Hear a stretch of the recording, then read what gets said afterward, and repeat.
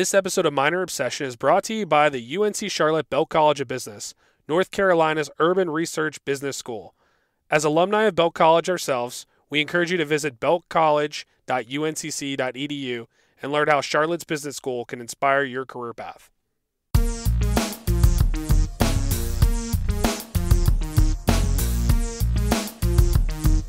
Hello, everybody, and welcome to another edition of Minor Obsession. I'm Scott Lieberman with Sean Newton, and it's good to be back in the studio, right? It feels good to talk about sports, and basketball is going on all cylinders. The women and the men are both playing a little differently. I would say the women are really showing what it's all about in conference play, right on top of the conference, and 4-0 so far. Couple of games postponed, unfortunately, but the games that we've seen have been fantastic. We're 4-0, 2 wins at home, 2 wins on the road against UAB. Jada is, after the first game, really started to go on fire, 2, 3, and 4. And Sean, did Minor Obsession give them this little boost of confidence? 4-0 since Kara was on the show. I mean, I think, is there any correlation there? I don't know. There might be. I think she would probably tell you it's the tough non-conference schedule that they had going into it. It definitely started off the season strong, and credit to the folks that put the schedule together. We heard Coach Consuegra talk about the decision she had to make early in the season, figuring out where she wanted the women to go play. She didn't want to travel too far, pulled out of some of the other games that they had scheduled, and really made sure that they had a tough schedule, but one that was close to home and able to be played, which was great. As a fan, you enjoy seeing teams come against local products that you can see sometimes. North Carolina, South Carolina schools either come to our arena or head down the street to theirs, and it was difficult, as Coach Consuegra mentioned on the interview. Playing 3 ACC teams back-to-back is not a choice anybody's trying to make, but doing it definitely gave them some confidence, and it showed when we finally hit conference play. Obviously had the first series against Western Kentucky postponed, and then the women came out firing, like you said, all cylinders, exciting to watch. Jada McMillan just got selected as the NCAA starting 5 for that's all of college basketball, not just Conference USA, last week after her stellar performance against UAB, and very deserving. 17 points a game right now, really playing at the highest level we've seen from Jada and with any of the basketball teams in a long time. And gotta love. And can we just talk about Jada for a second? Because even sure. the first game in conference play where she only put up 5 points, right? Only. She had 10 dimes. Yeah. So it's like, okay, I'm not scoring. And it's not like she shot a lot. She took 3 shots. So it wasn't like, she's like, all right, I'm just going to pass the ball today and get my teammates involved and have them crush. And then, you know what? Let's get back out there. Let me just throw up 26 the next day just to show I still got it. And then boom, 31 in the next series. Like, just ridiculous. Like, yeah, I mean, so beautiful. If you're going to go there, you might as well call her out too for having a above 2 assist to turnover ratio right now. She's got 41 assists, only 19 turnovers on the season, paired with 11 steals. I mean, across the board, stat stuffing, as they say. It's really nice to see. And the whole team's playing well. I mean, you've got Octavia, Jet Wilson, who's playing at a high level right now. Mariah's still doing her thing out there, able to hit some threes for us, and is obviously some veteran leadership for the team. Jasmine Harris is looking really good. JC, we've talked about how strong of a freshman JC is and how much playing time she's getting. Melina Williams, really strong couple of games here in conference play. And Sierra McCullough, I mean, all the way down the roster, everybody's playing their part, and when they're getting an opportunity, they're performing right now. Daria Pearson, don't want to forget. Everybody's been able to contribute along the way, which is really nice to see. I was a big Jade Phillips guy, and I didn't think I was going to be able to replace her so quickly. But Jada is just at another level now, just really, taking on that senior responsibility quickly, and I love it. Yeah, it'll be exciting to see how she looks down the stretch. Again, tough to get this past weekend's series postponed with Florida Atlantic, but FIU coming up, another Florida school there, and excited to see the women go from 4-0 to hopefully 6-0, staying atop the leaderboard. The only other team who, in my mind, is really holding a candle to us right now is Middle Tennessee, and we even heard Coach Consuegra talk about how difficult of a program they are every year and how good they are. They're sitting at 7-1 in the conference, 9-4 overall, and we've got them coming up right after FIU. So that, I think, will be the true test for the conference play season, and really either give us a huge confidence boost going into tournament time here in the next few weeks, or really set our expectations on how we're doing against the upper echelon of Conference USA. For sure. So pivoting over to men's basketball, again, the tale of two different ends with the women and the men. I think you can even say three. I feel like the men is two tails on their own, and the women have been pretty consistent in the way they've played all year. That's fair. I don't know if we've really gotten into it since conference play started, but we kind of have a theme going here in conference play. Lose the first one, come back and win the second one. And most of the time it seems to be we have a lead in the first half of the first one, and then we drastically blow it, lose the game, and then everyone's kind of losing their mind, hair on fire on Twitter, and then somehow, boom, we come back and win the next game. Now, unfortunately, with Belmont Abbey, we didn't get a second game. That was probably one of the worst losses we've had in program history, probably. So that's unfortunate. I do like to, throw a lifeline there that we were supposed to play Marshall. Marshall got postponed. That was kind of a last-minute happening, and we were dominating the game, and we just kind of took our foot off the gas, kind of like what we've done in most of the games. Not most, all of the first games. The second games, we seem to figure it out.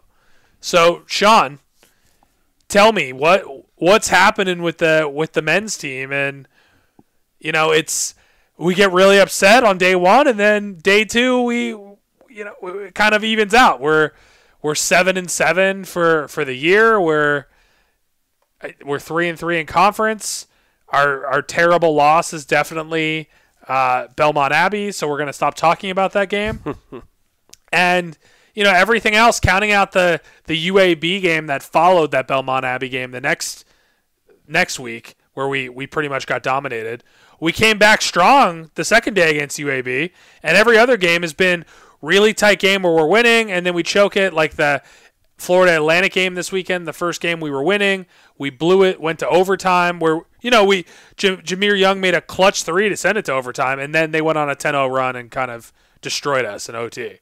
And then we come back the next game, and longest 3 minutes of my life, but we still pull out the win, even though, again, we were kind of winning and pause that for a second.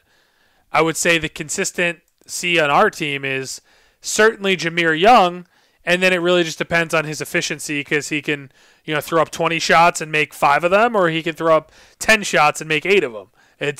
And then Jordan Shepard's kind of the other, I guess, pair of dice that we're rolling with that could have a terrible game, or when Jordan plays great, we win. So.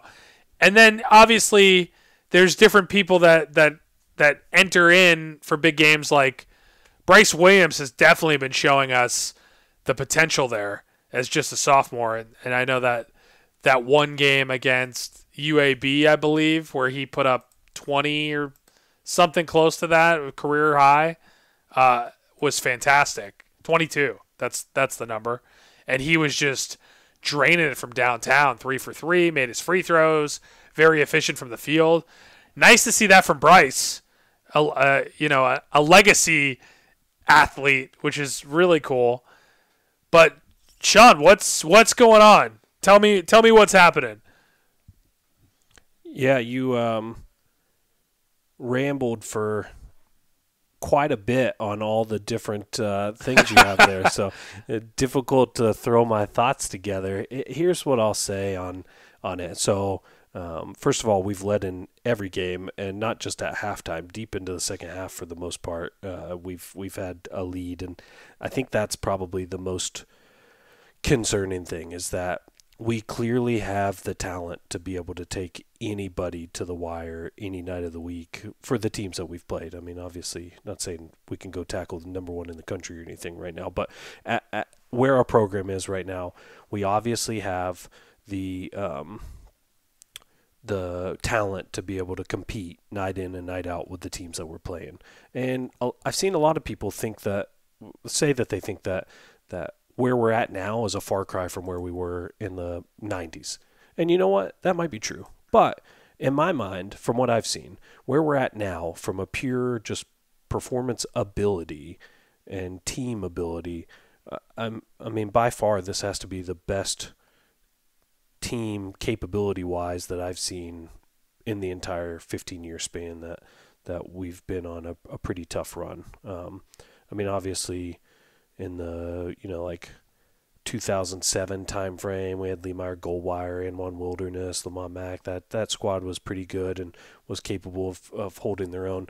But in general, I mean, people are tied to 20 plus years ago. And it's great to think that we can get back there, and we should be able to get back there. I'm not making excuses, but, it's not going to change overnight. We've had bad season after bad season after bad season. We've had like 2 20-win seasons in the last 15 years, which is pretty tough to come back from. And it's not like these kids can be like, oh, cool, I knew Charlotte back in the 90s, because they weren't even alive then. So it's not like they have any real history that they can go back on. So we're pulling out tapes where they're probably like, okay, cool, that's how long ago was that? Those guys look like they're wearing some pretty different shorts than what we wear these days. But as far as this season goes, I don't really know where the problem lies with the as you said, taking the foot off the gas. We have been playing our core five quite a bit with little rest, especially down the stretch, which could be a big problem. And I know Sanchez is a system guy, so you got to have the guys be able to play the system, and sometimes it takes new players entering into the system a while before you feel comfortable with their ability to meet what they're expected to do on both ends of the court. The defense is a very specific system. The offense is also run in a very specific system. We run a very similar set almost every time down the court. I've heard Vic and others say it's not a very complex system. It's just you've got to be able to stick to it and kind of forget what you know and what you've played going along. So I wouldn't be surprised if that's a big reason why we don't see more of some of the other folks. And I've seen that upsets some people, and I get it. That Jameer, Jordan, all those guys could be getting tired, and that could be why we're falling apart in the second half. But it could also just be, the intensity isn't there, and it dies. It's a tough season with not having a crowd there. And we saw last year the crowd was, in my opinion, the number one reason we were able to have as much success as we did, because we looked really bad on the road at times when the crowd was not in the favor of the Charlotte 49ers. And at home, we looked really, really good. So coming into this season, I had my doubts as to whether we'd be able to hold that same intensity without a crowd behind the team screaming and cheering and getting excited. And I think that may be playing a factor into it. For sure. And I just want to correct you on one thing. We have led in every game except that first UAB game where they were up 25-3, I think, 24-3.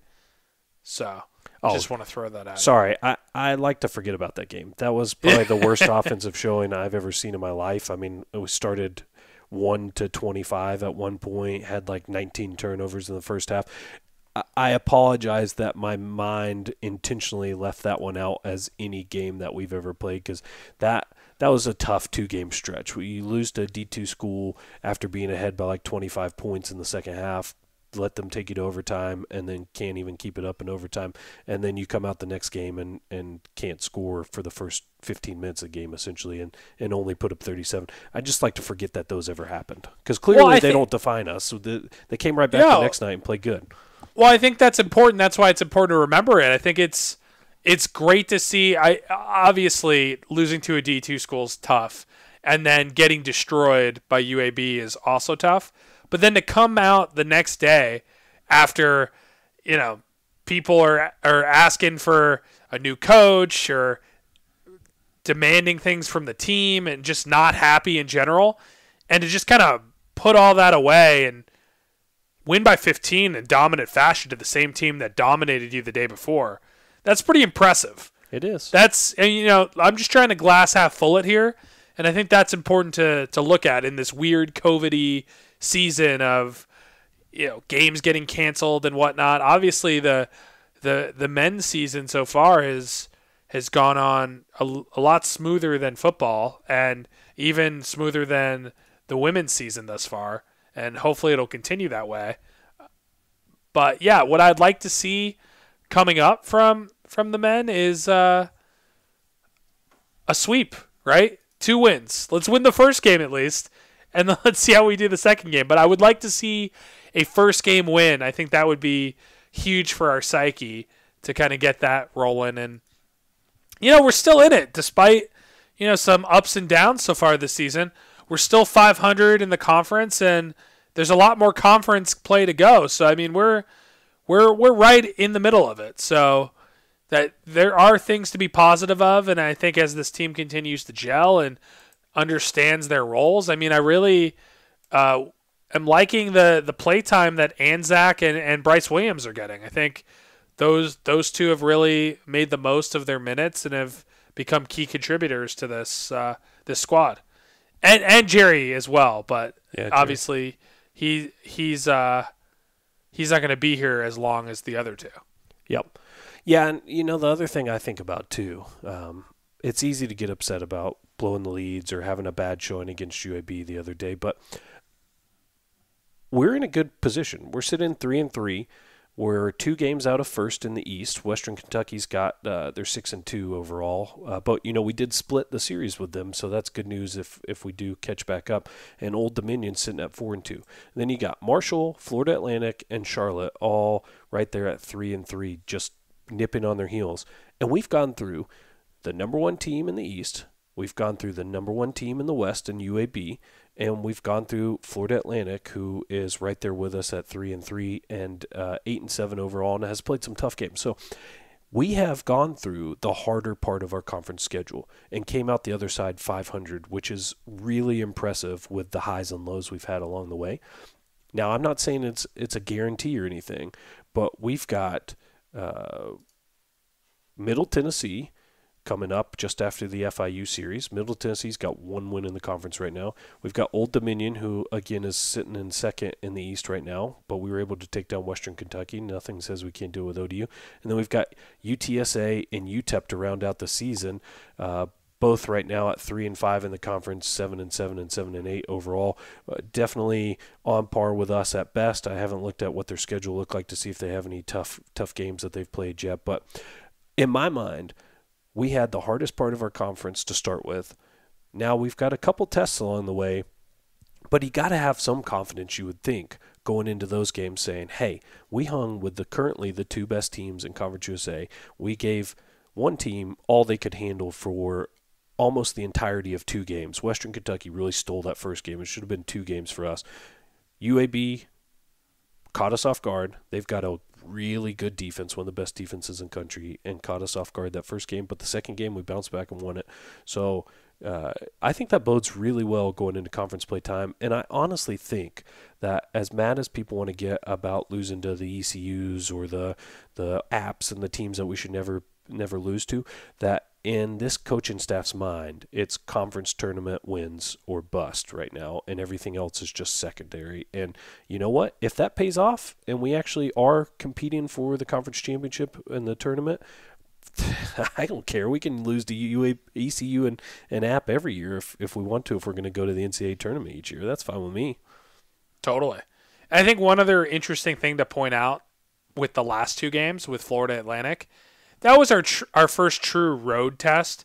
We played at George Washington and we played at Davidson, but both of those states are pretty locked down, at least during that time. Oh God, you're going into politics with Florida now, huh? I'm just saying, Florida, they had fans there, so I mean that was like our first time playing away with like fans booing against us. I'm not saying there was a lot of people there, but they had some people there. Yeah, they did. So we lost in overtime. And then we won the other game. I think that's also a good showing. Yeah. I mean, look, at the end of the day, if you've got the capability, that's puzzle piece number one. Now, figuring out how to make it all work together for an entire game, an entire 40 minutes, that's a different question. But it's an easier question to solve if you can just figure out what is working so right in the first half that seems to fall apart in the second half. It's a tough question, and maybe it is that you've just got to find a way to get your starters a little more rest and they can have fresh legs to be shooting off of in the second half. But we've got to figure out a way to avoid the droughts that we go on of 5, 6, 7 minutes with no buckets. And that may involve adjusting the game plan a little bit because we are a methodical offense. We're a methodical defense. We want to milk the clock on both ends. And we've got to have guys, we've got to have the system and the guys both be willing to take the open shot when it comes to us when we're hitting those droughts. All right, Sean. So we've got what your thoughts on all of this, but now what do you think? Let's look at the next 4 games. We've got FIU back-to-back at home, and then we got Middle Tennessee back-to-back at Middle Tennessee. What's your prediction? What are we going to do in those 4 games? I think we go 3-1. With the loss to who? I think it's a toss-up because I think with the way we tend to let our foot off the gas in the second half, either of the teams could come back after being down by 20 in the first half. But I would say that the likely scenario is FIU, and I think we break the trend and we actually lose to them the second game, and they do some really good matchup adjustments coming from the first game into the second game. Well, I'm a homer, and I think this is, middle of the season. This is where Niner fans get excited and they get back on the bandwagon. I think we're going on a 5-game winning streak with these next 4 games all being W's for the Niners. I think we've proven that we adjust well to the second game and we don't lose those. And I think we win that first game against FIU, and that gives us the confidence to win our first game against Middle Tennessee, and we continue to do what we do, and that's shut the door in the second game. 4-0 streak, and then we worry about Old Dominion and see how that goes. Yeah, you're not willing to make a bet on that one yet, are you? I'm cautiously optimistic, but I think that will be our make or break. Hopefully we go in there at 11-7 and 7-3 in conference, and that's really going to, show where we sit in conference and how much of a chance we really do have in the conference tournament come March. It's interesting, too. I didn't notice this until now, but Old Dominion obviously is our travel partner for the conference. During normal non-COVID times, we travel with Old Dominion to 2 teams and swap back and forth when we're playing those Thursday, Saturday normal games. This Old Dominion series is 1 home and 1 away, so that's interesting. It's the only conference series that will be playing a split series like that. So we're going to play Wednesday at home and then travel to Old Dominion for a Saturday game to break up the normal Friday, Saturday spells we've been on. So you will get a little extra playing time there too. I think that might be a typo, Sean. You think that might be a typo? Why? I think every game is Friday, Saturday. I think the website might just be wrong. Maybe I'm wrong, though. It just seems odd. It would make sense for it to be Old Dominion because, again, they're a travel partner, so they're the closest team to us, and you are wrong. It is not a typo. That ESPN has it too. Okay. Cool. I like a little Wednesday game. That gets me excited. Yeah. Don't ever question me again, Scott. You heard it here first. Awesome. Well, there's a lot of other sports going on right now. We will definitely keep everyone abreast as we get deeper into all of those. I'm excited. I mean, fall sports and spring sports going on at the same time. We could probably do a podcast every day and have something to talk about, which is good for a Niners fan who roots across the board because there's the calendar's pretty chock full once you get into February with something going on most days of the week. So before we go, I just wanted to give you my hot take, and I hope everyone's listening to this. I hate the gold uniforms. I hate them.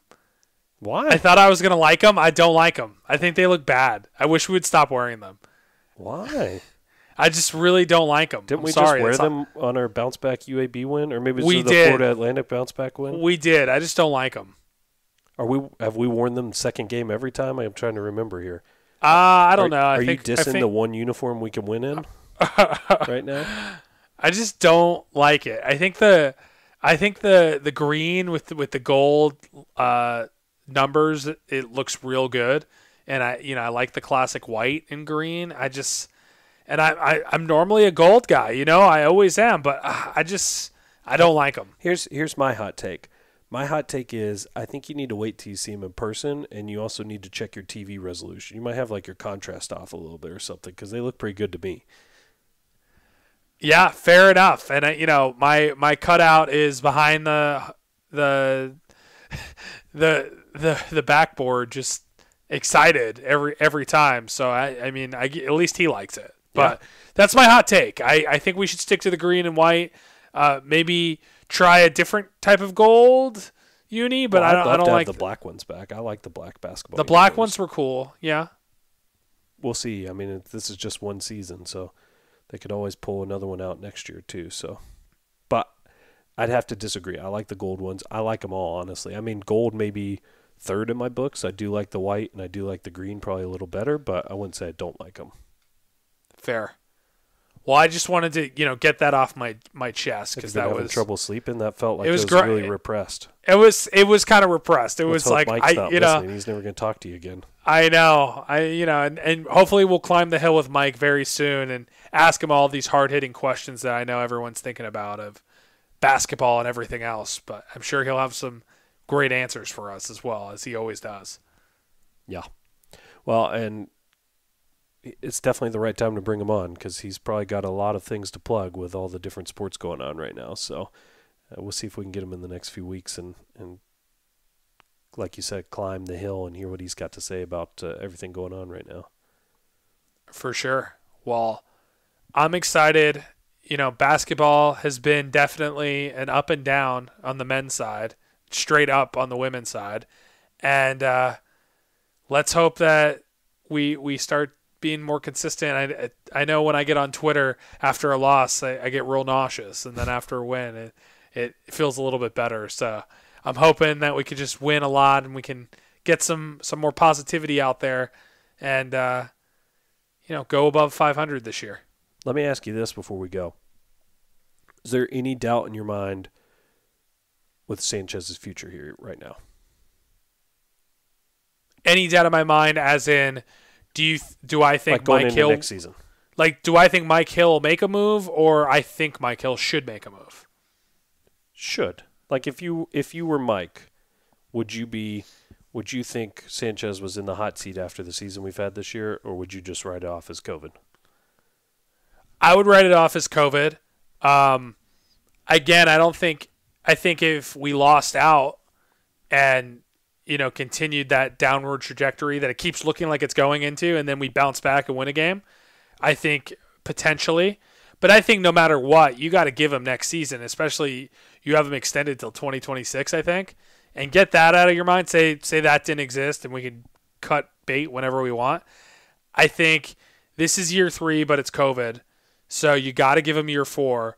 But if they're not a competitive team that is at the brink of making the tournament, or maybe even makes the tournament next year, then I think there's something to consider after he has 4 years to bring in his recruits, get his system going and whatnot.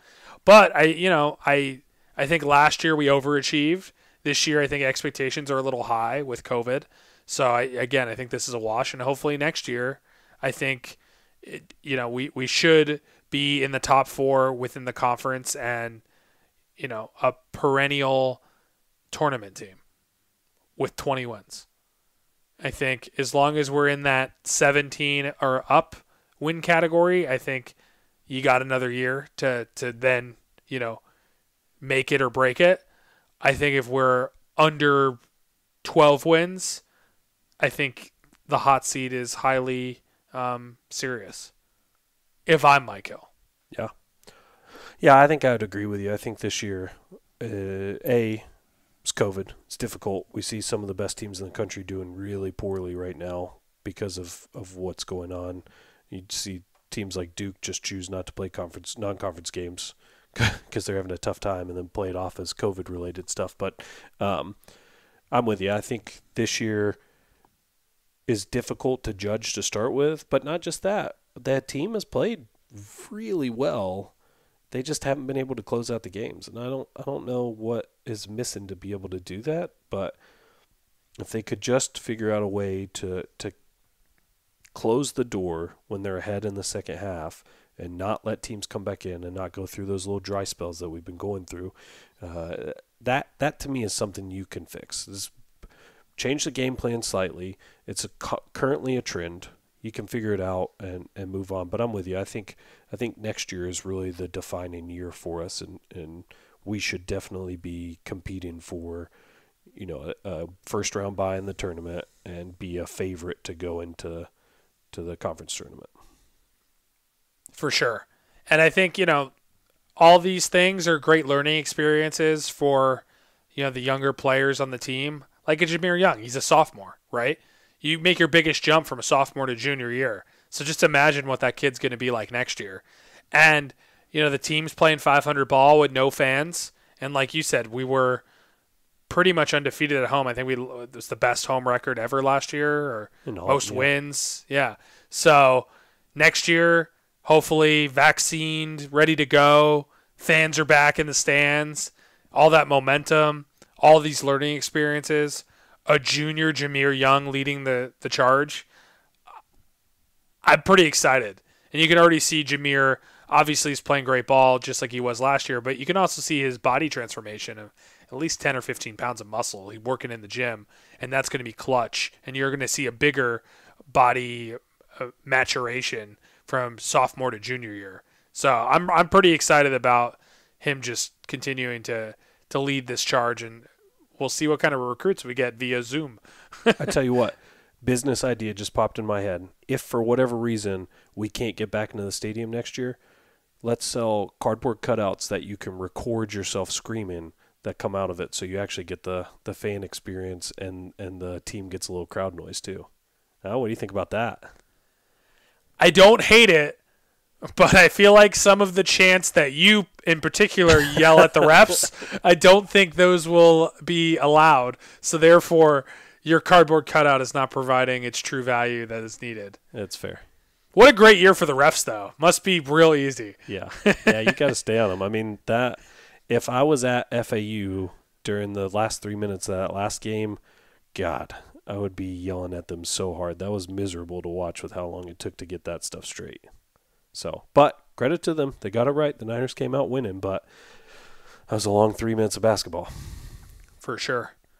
Well, I know we've rambled on a little bit. We're just so excited to talk about basketball, and hopefully the next time we talk about this, it's going to be because we're going to the tournament or making some noise in at least Conference USA tournament, getting a couple wins there.